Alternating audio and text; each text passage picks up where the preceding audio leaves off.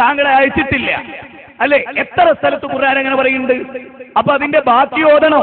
അപ്പോഴേ അർത്ഥം കിട്ടും. ഫവൈലുൽ ലിൽ മുസല്ലീൻ, നമസ്കരിക്കുന്നവർക്കാകുന്നു നാശം. അതൊരു ആയത്താ.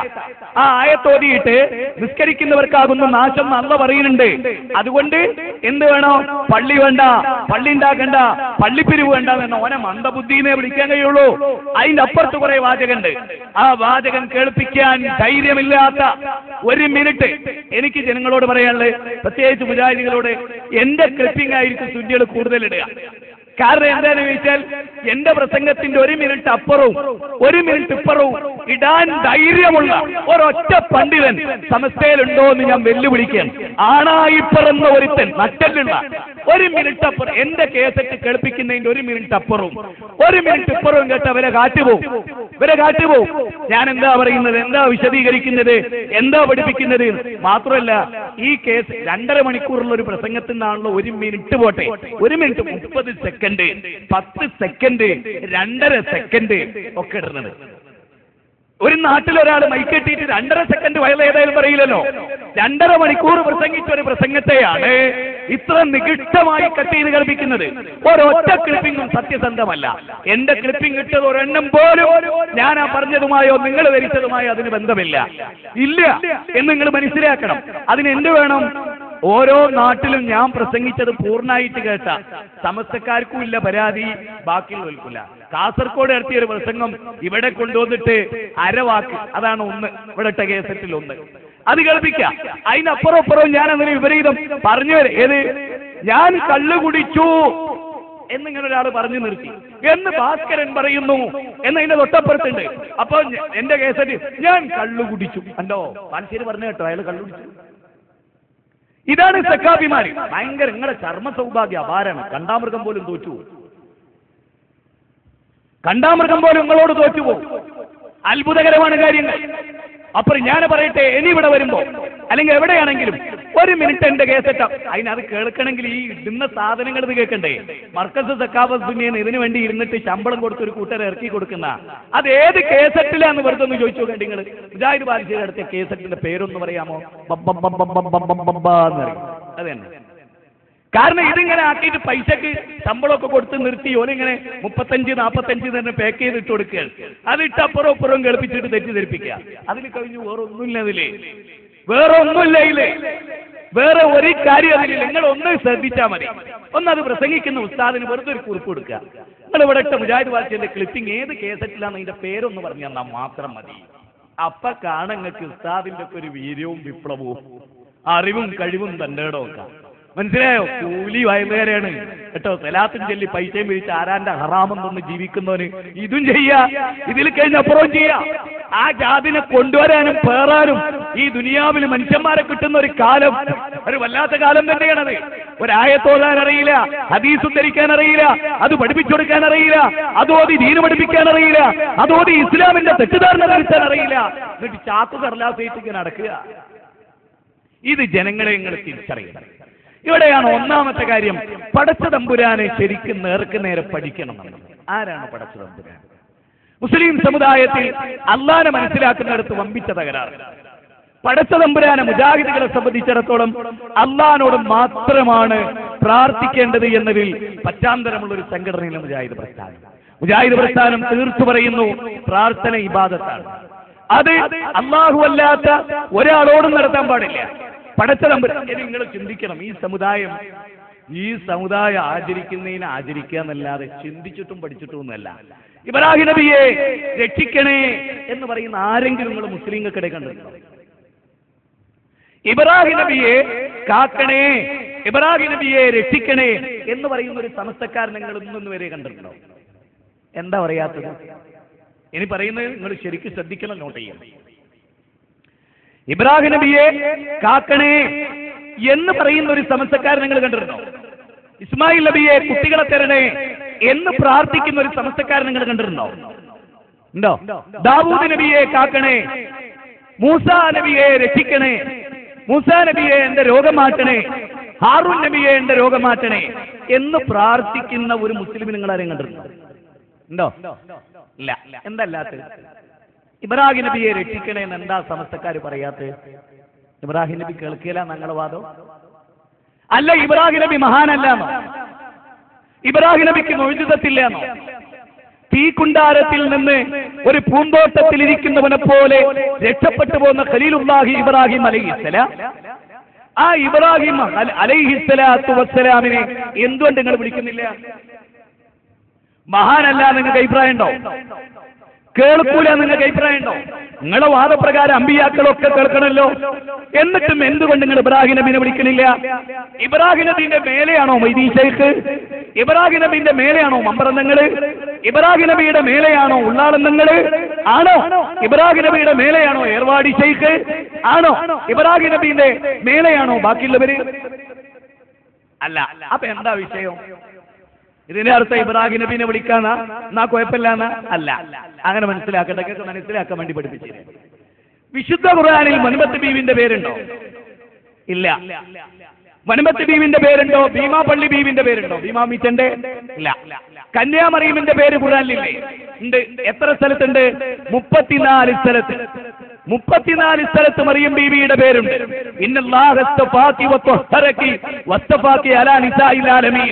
എന്നാണ് ഖുർആൻ അതിനെ 3-ാം അധ്യായം 42-ാമത്തെ വചനം സൂറത്ത് ആൽ ഇംറാനിൽ ഏറ്റവും ശ്രേഷ്ഠമായ സ്ഥാനം മറിയം ബീവിക്ക്.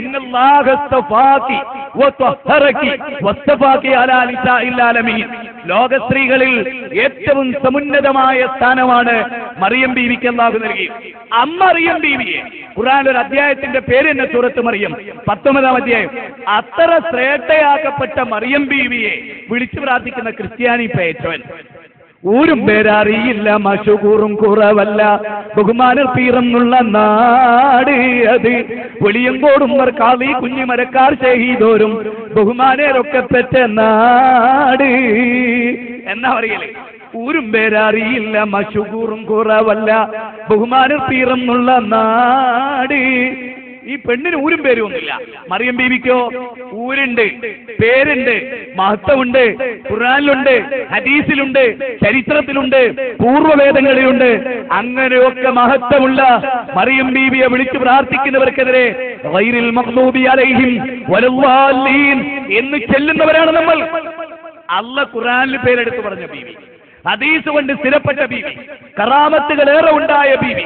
ഖുർആനിലെ 3-ാം അധ്യായം 36, 37, 38, 42 വരെയുള്ള സൂക്തം.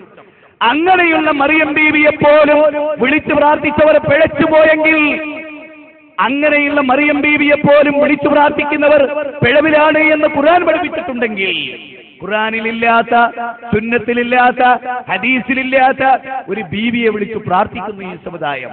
അപ്പൊ എന്താണ് തെളിവും മഹത്വവും എന്നല്ല നമുക്ക് മാനദണ്ഡം. ഈസാ നബിക്ക് മാത്രമല്ലാത്തോണ്ടാ ഈസാ നബിയെ കാക്കണേന്ന് പറയാത്തത്?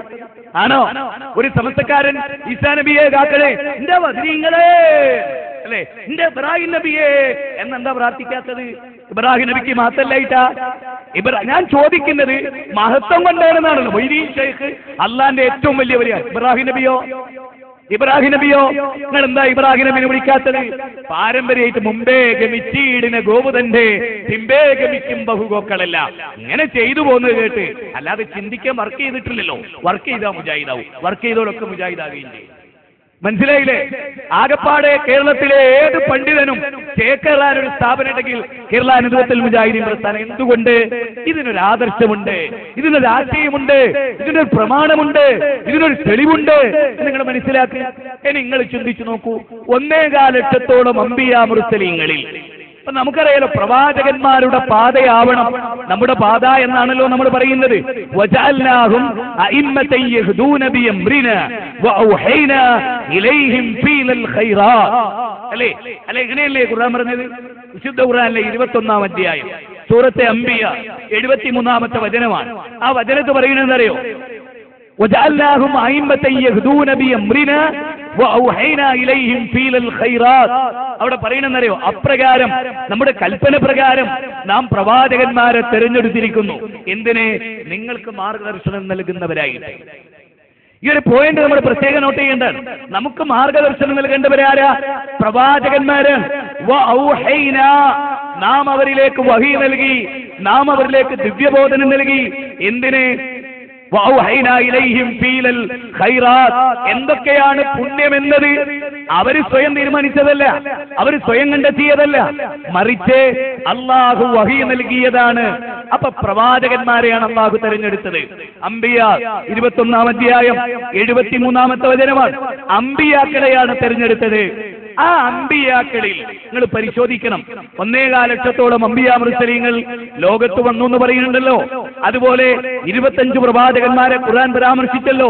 അതിൽ തന്നെ കേട്ടകറി ഉയർത്തി ഉലുൽ അസ്മിന്റെ പ്രവാചകന്മാരായി നൂഹ് അലൈഹിസ്സലാം, ഖലീലുല്ലാഹി ഇബ്രാഹിം അലൈഹിസ്സലാം, കലീമുല്ലാഹി മൂസ അലൈഹിസ്സലാം, മസീഹുല്ലാഹി ഈസാ അലൈഹിസ്സലാം, അഷ്റഫുൽ ഖൽഖായ റസൂലുള്ളാഹി സ്വല്ലല്ലാഹു അലൈഹി വസല്ലം.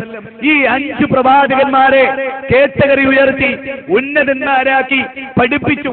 നമുക്ക് മാർഗദർശനം ഖുർആനാണോ? ഖുർആനാണോ നമ്മുടെ ഒന്നാമത്തെ പ്രമാണം?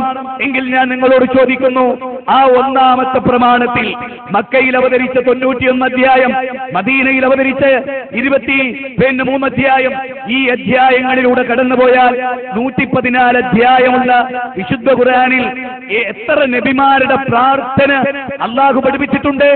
ഏതെങ്കിലും ഒരു നബി പൂർവകാല നബിയോട്, ഉദാഹരണം നൂഹ് നബി അലൈഹിസ്സലാം ആദം അലൈഹിസ്സലാമിനോട് പ്രാർത്ഥിച്ചുവോ? സഹായം തേടിയോ? ഖുർആൻ ഇത് പറഞ്ഞു തന്നോ? ഖുർആനിന്റെ വചനത്തിലെടുത്ത് കാണാൻ കഴിയുമോ? ഇല്ല. എന്തുകൊണ്ട് ആദം അലൈഹിസ്സലാമിന്റെ പ്രാർത്ഥന ഖുർആൻ ഉദ്ധരിച്ചു.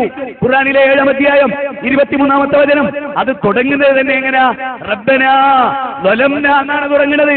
അങ്ങനെ നിങ്ങൾ ഖുർആൻ ഒരു ആയത്ത് ഉദ്ധരിക്കി, ഇബ്രാഹിം നബിയെ എന്ന് തുടക്കത്തിൽ വിളിച്ചിട്ട് റബ്ബിന്റെ സ്ഥാനത്ത് ഇബ്രാഹിം നബിയെ നിർത്തി ഇബ്രാഹിം നബിയുടെ പേരെന്ന അതിനുശേഷം എന്നൊരു നബിയുടെ പ്രാർത്ഥന നിങ്ങൾ ഉദ്ധരിക്കാൻ നിങ്ങൾക്ക് സാധ്യമല്ല. ഖുർആനിൽ അങ്ങനെയാ തെളിവ് ഉദ്ധരിക്കല്. തെളിവ് എന്ന് പറയുന്നത് അങ്ങനെയാ തെളിവ് ഉദ്ധരിക്കേണ്ടത്. എങ്ങനെ? ഇപ്പൊ നിങ്ങൾ നോക്ക്, മുജാഹിദുകൾ പറയുന്നു പ്രാർത്ഥന അല്ലാഹുവോട് മാത്രം എന്നത് ഇബ്ലീസിന്റെ വാദമാണ്. എങ്കിലും ഞാൻ പറയുന്നു നൂഹ് നബി അതാണ്, ആദം അലൈഹിസ്സലാം അതാണ്, പ്രവാചകന്മാർ മുഴുക്ക ഇബ്ലീസിന്റെ ആളുകളാണ്. നിങ്ങളുടെ വാദം എന്താ? പ്രാർത്ഥന അല്ലാഹുവിനോട് മാത്രം എന്നത് ഇബ്ലീസിന്റെ വാദമാണ്. വഴിവിരിഞ്ഞവർക്ക് എന്ത് പറ്റി എന്ന പുസ്തകത്തിൽ അതിന്റെ 37-ാമത്തെ പേജിൽ ആഷിൻ നഈമി എഴുതിയതും കീലത്ത് മുഹമ്മദ് ശവദാരിക എഴുതിയതുമായ അതിന്റെ പുസ്തകത്തിന്റെ 37-ാമത്തെ പേജിൽ നിങ്ങൾ പറയും. എങ്കിൽ ഞാൻ നിങ്ങളോട് ചോദിക്കുന്നു, ആദം അലൈഹിസ്സലാം അല്ലാത്ത ആരോട് പ്രാർത്ഥിച്ചു? നിങ്ങൾക്ക് തെളിയിക്കാൻ കഴിയില്ല. മലക്കുകളോട് പ്രാർത്ഥിച്ചില്ല, ജിന്നുകളോട് പ്രാർത്ഥിച്ചില്ല, പടച്ച തമ്പുരാനോട് മാത്രമായി അവർ പ്രാർത്ഥിച്ചു. നൂഹ് അലൈഹിസ്സലാം 950 വർഷം അല്ലാഹുവോട് പ്രാർത്ഥിക്കാൻ പറഞ്ഞു, ആവശ്യപ്പെട്ടു. റബ്ബിനോട് നിർത്താൻ ആവശ്യപ്പെട്ടു. ഇബ്രാഹിം നബി, നൂഹ് നബി മുജാഹിദായിരുന്നോ? നൂഹ് നബി മുജാഹിദായിരുന്നു. ഫഖുൽതു ഇസ്തഗ്ഫിറൂ റബ്ബക്കും ഇന്നഹു കാന ഗഫാറാ യുർസിലിസ് സമാഅ അലൈക്കും മിദ്റാറാ വയുംദിദുക്കും ബിഅംവാലിൻ വബനീന വയജഅൽ ലക്കും ജന്നാത്തിൻ വയജഅൽ ലക്കും അൻഹാറാ മാ ലക്കും ലാ തർജൂന ലില്ലാഹി വഖാറാ. വിശുദ്ധ ഖുർആനാണ് പറയുന്നത്. 71-ാം അധ്യായം സൂറത്തുൽ നൂഹ് 28 ആയത്തുകളാണ് അതിലുള്ളത്. ഇങ്ങനെ ഖുർആനിൽ നൂഹ് നബി ആ നാട്ടുകാരോട് പറയുന്നത് എന്താ? ഇതാണ് നമ്മൾ മനസ്സിലാക്കേണ്ടത്. ഇതുപോലെ സ്റ്റേജ് ഉണ്ടായിരുന്നില്ല, ഇതുപോലെ മൈക്ക് ഉണ്ടായിരുന്നില്ല, ഇതുപോലെ ലൈറ്റും സംവിധാനം ഉണ്ടായിരുന്നില്ല, ഇതുപോലെ റെക്കോർഡ് ഉണ്ടായിരുന്നില്ല. റോട്ടിൽ അങ്ങോട്ട് ഇറങ്ങിയിട്ട് നൂഹ് നബി പറഞ്ഞു, ഫഖുൽതു ഇസ്തഗ്ഫിറൂ റബ്ബക്കും ഇന്നഹു കാന ഗഫാറാ.